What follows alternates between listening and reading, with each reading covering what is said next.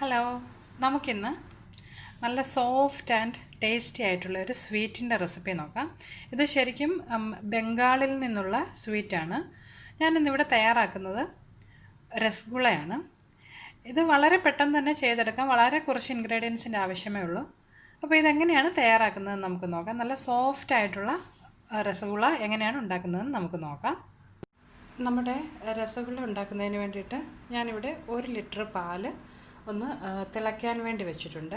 ഇത് full fat മിൽക്കാണ് ഞാൻ എടുത്തിട്ടുള്ളത്. നമ്മളെപ്പോഴും ഇത് ഉണ്ടാക്കുന്നതിന് വേണ്ടി എടുക്കുന്ന പാല് നല്ല കൊഴുപ്പുള്ളതായി എടുക്കാൻ പ്രത്യേകം ശ്രദ്ധിക്കണം.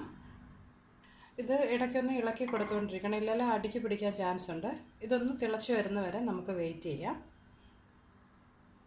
ആ പാല് തിളച്ച് വരുമ്പോൾ അതിലേക്ക് ചേർക്കുന്നതിന് വേണ്ടിയിട്ട് ഞാനിവിടെ ഒരു 1.5 ടേബിൾ സ്പൂണോളം വിനാഗിരി എടുത്തിട്ടുണ്ട്. ഇത് നമുക്ക് ഒരു കപ്പ് വെള്ളത്തിലേക്കൊന്ന് ചേർത്ത് യോജിപ്പിച്ചെടുക്കാം. ഇപ്പോൾ നമ്മുടെ പാലിവിടെ തിളച്ച് വന്നിട്ടുണ്ട്. ഇനി അടുപ്പിൽ തീ കുറച്ചതിന് ശേഷം ഇതിലേക്ക് നമ്മൾ വെള്ളത്തിനകത്ത് വിനാഗിരി മിക്സ് ചെയ്ത് അത് ഒന്ന് കുറേശ്ശെയായിട്ട് ഒഴിച്ചു കൊടുക്കാം. പാല് തിളച്ചതിന് ശേഷം വേണം ഇങ്ങനെ ചെയ്യാൻ. എന്നിട്ട് നന്നായിട്ടൊന്ന് ഇളക്കി കൊടുത്തുകൊണ്ടിരിക്കണം. ഒരു 2-3 തവണയായിട്ട് ആ വെള്ളം മുഴുവൻ നമുക്കിതിലേക്ക് ഒന്ന് ഒഴിച്ചു കൊടുക്കാം. നോക്കിയാൽ കാണാം, നമ്മുടെ പാലിപ്പോൾ ഒന്ന് പിരിഞ്ഞു വരാൻ തുടങ്ങിയിട്ടുണ്ട്. ഒരു 2-3 മിനിറ്റ് നമുക്ക് മീഡിയം ഫ്ലെയിമിലിട്ട് ഇത് നന്നായിട്ട് ഇളക്കി കൊടുത്തുകൊണ്ടിരിക്കണം. അപ്പോൾ ആ പാലും ആ വെള്ളവും തമ്മിൽ നന്നായിട്ടൊന്ന് സെപ്പറേറ്റ് ആയിട്ട് കിട്ടും. കണ്ടോ, ഇപ്പോൾ നമ്മളുടെ പനീർ പോലെ ഇവിടെ വേർതിരിഞ്ഞ് വന്നിട്ടുണ്ട്. ഇതൊരു 1-2 മിനിറ്റ് കൂടി ഒന്ന് ഇതുപോലെ ഇളക്കി കൊടുത്തതിന് ശേഷം നമുക്ക് അടുപ്പിൽ നിന്ന് മാറ്റാം. ഇപ്പോൾ ഇതിനകത്തുള്ള പനീറും അതുപോലെ ആ വെള്ളവും കൂടി നന്നായിട്ട് സെപ്പറേറ്റ് ആയിട്ടുണ്ട്. നമുക്കിനി ഇത് തീ ഓഫ് ചെയ്ത് അടുപ്പിൽ നിന്ന് മാറ്റാം. ഇനി നമുക്ക് ഇതൊന്ന് അരിച്ചെടുക്കണം. അതിനായിട്ട് ഞാനിവിടെ ഒരു പാത്രത്തിൻ്റെ മുകളിൽ ഒരരിപ്പ വെച്ചിട്ടുണ്ട്. ഇതിൻ്റെ മുകളിലേക്ക് നമുക്ക് കട്ടി കുറഞ്ഞ ഒരു തുണി കൂടി ഒന്ന് ഇട്ട് കൊടുക്കാം. ഇനി ഇതിലേക്ക് ആ പാല് പിരിച്ചത് നമുക്കൊന്ന് ഒഴിച്ച് അരിച്ചെടുക്കാം. ഇപ്പോൾ ഞാനിവിടെ സെപ്പറേറ്റ് ചെയ്തെടുത്തിട്ടുണ്ട്. ഇനി ഇതിലേക്ക് ഒരു നന്നായിട്ട് തണുത്ത അല്പം വെള്ളം കൂടി നമുക്ക് ഒഴിച്ചു കൊടുക്കാം. ആ വിനാഗിരിയുടെയൊക്കെ ആ ഒരു മണമോ രുചിയോ ഒക്കെ ഉണ്ടെങ്കിൽ അതൊന്ന് പോയി കിട്ടുന്നതിനാണ്. ഈ വിനാഗിരിക്ക് പകരം നിങ്ങൾക്ക് ഒരു 2 ടേബിൾ സ്പൂൺ നാരങ്ങാനീരാണേലും ഇതിലേക്ക് ചേർത്ത് കൊടുക്കാവുന്നതാണ്. ഇതിനെ നമുക്ക് നന്നായിട്ടൊന്ന് പിഴിഞ്ഞെടുക്കണം. ഇപ്പോൾ ഞാനിത് ആ വെള്ളം നന്നായിട്ട് പിഴിഞ്ഞെടുത്തിട്ടുണ്ട്. ഇനി ഇത് നമുക്ക് എവിടെയെങ്കിലും ഒന്ന് ഹാങ് ചെയ്തൊന്ന് തൂക്കിയിടണം. അപ്പോൾ ഇതിൽ ബാക്കിയുള്ള വെള്ളത്തിൻ്റെ അംശം കൂടി അങ്ങ് ഇറ്റ് പോയിക്കോളും. ഒരു അരമണിക്കൂർ അങ്ങനെ ഇട്ടതിന് ശേഷം നമുക്ക് വീണ്ടും ഇതെടുക്കാം. ഇപ്പോൾ ഏകദേശം ഒരു അരമണിക്കൂർ കഴിഞ്ഞിട്ടുണ്ട്. ഞാൻ ഈ അരമണിക്കൂർ ഇത് ഒന്ന് ഹാങ് ചെയ്തിട്ടിരിക്കുകയായിരുന്നു. ആ വെള്ളമയം എല്ലാം ഇപ്പോൾ കംപ്ലീറ്റ് ആയിട്ട് പോയി കിട്ടിയിട്ടുണ്ട്. അപ്പോൾ ഇത് നോക്കിക്കഴിഞ്ഞ് കഴിഞ്ഞാൽ കുറച്ച് തരിതരിയായിട്ടാണ് ഇരിക്കുന്നത് അല്ലേ. നമുക്കിനി ഇത് നന്നായിട്ട് ഒന്ന് കുഴച്ചെടുക്കണം. കുറേ ഏറെ നേരം ഇതൊന്ന് നന്നായിട്ട് നീഡ് ചെയ്തെടുക്കണം.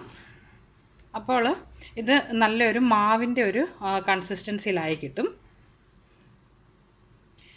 ഇപ്പോൾ ഏകദേശം ഒരു 5 മിനിറ്റോളം ഞാനിത് നന്നായിട്ട് കുഴച്ചെടുത്തിട്ടുണ്ട്. ഇപ്പോൾ നോക്കിയാൽ കാണാം, നല്ല സോഫ്റ്റായിട്ട് നമ്മളുടെ അരി കൊണ്ടൊക്കെയുള്ള ആ ഒരു മാവിൻ്റെ പരുവത്തിലായിട്ടുണ്ട്. നമ്മൾ ഇടിയപ്പത്തിനും കൊഴുക്കട്ടയ്ക്കും ഒക്കെ വേണ്ടിയിട്ട് കുഴച്ചെടുക്കുന്നത് പോലെ നല്ല സോഫ്റ്റായിട്ടുള്ളൊരു മാവായിട്ടിത് മാറിയിട്ടുണ്ട്. ഇതിപ്പം ഞാനിവിടെ ഒന്ന് ഉരുട്ടിയെടുത്തിട്ടുണ്ട്. നമുക്കിനി ഇത് ഏകദേശം ഒരേ വലിപ്പത്തിലുള്ള ചെറിയ ഉരുളകളായിട്ട് ഒന്ന് ഉരുട്ടിയെടുക്കണം.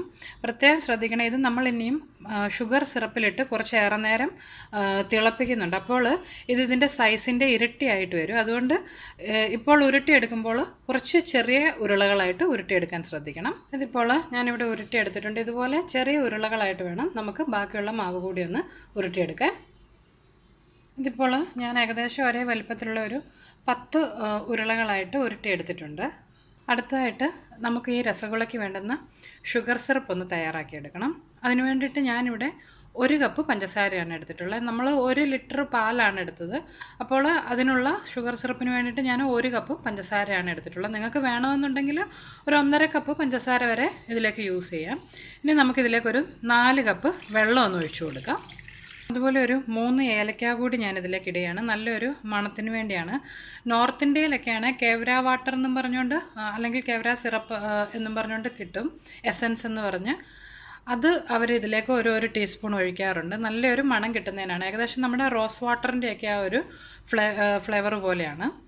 നമുക്കിനി ഈ വെള്ളം, പഞ്ചസാര ഇട്ട ഈ വെള്ളം പഞ്ചസാര അലിഞ്ഞ് നന്നായിട്ട് തിളച്ച് വരുന്നത് വരെ ഒന്ന് വെയിറ്റ് ചെയ്യാം.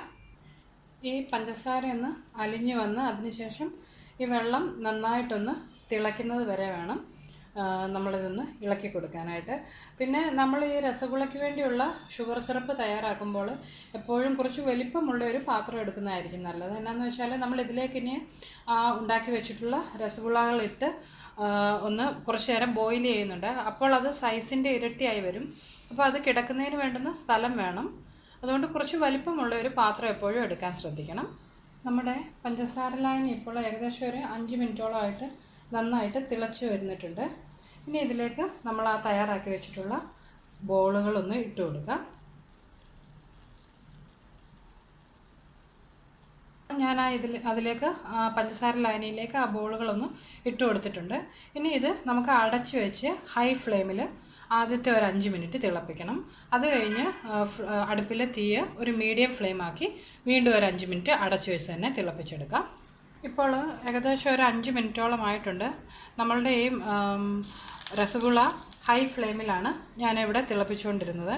ഇനി നമുക്ക് അടുപ്പിലെ തീയ് ഒരു മീഡിയം ടു ലോ ഫ്ലെയിം ആക്കി വെച്ച് ഒരു 5 മിനിറ്റ് കൂടി ഇതൊന്ന് തിളപ്പിച്ചെടുക്കാം. ഇപ്പം ടോട്ടൽ ഒരു 10 മിനിറ്റോളം ആയിട്ടുണ്ട്. ഇതിൽ ഒരു 5 മിനിറ്റ് ഞാൻ ഹൈ ഫ്ലെയിമിൽ ഇത് അടച്ചു വെച്ച് തിളപ്പിച്ചു. അത് കഴിഞ്ഞ് ഒരു മീഡിയം ഫ്ലെയിമിൽ ഒരു 5 മിനിറ്റ് കൂടി തിളപ്പിച്ചു. നിങ്ങൾക്ക് നോക്കിയാൽ കാണാം നമ്മുടെ ആ രസഗുളകളെല്ലാം നന്നായിട്ട് പഫപ്പ് ചെയ്ത് നല്ല വീർത്ത് വന്നിട്ടുണ്ട്. ഇനി നമുക്ക് ഒരു 2-3 മിനിറ്റ് കൂടി ഇതൊന്ന് തുറന്ന് വെച്ച് തിളപ്പിച്ചതിന് ശേഷം ഇത് അടുപ്പിൽ നിന്ന് മാറ്റാം. അതിനുശേഷം ഒരു 2 മണിക്കൂർ ഇത് ഈ ഷുഗർ സിറപ്പിൽ തന്നെ കിടന്നതിന് ശേഷം വേണം സെർവ് ചെയ്യാനായിട്ട്.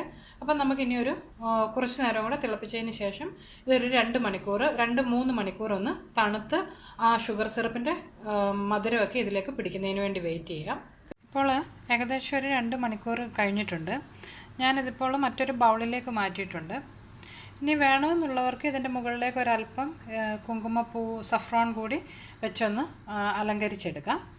അതിനുശേഷം ഇത് നമ്മൾ കുറച്ചേറെ നേരം ഫ്രിഡ്ജിൽ വെച്ചൊന്ന് തണുപ്പിച്ചതിന് ശേഷം കഴിക്കുകയാണെന്നുണ്ടെങ്കിൽ കുറച്ചുകൂടി ഒരു നല്ല ടേസ്റ്റ് ആയിരിക്കും. അപ്പോൾ എല്ലാവരും ഇത് ട്രൈ ചെയ്ത് നോക്കുക. വളരെ ഈസിയാണ്. ആകെപ്പാടെ 2-3 ഇൻഗ്രീഡിയൻസിൻ്റെ ആവശ്യമേ ഉള്ളൂ.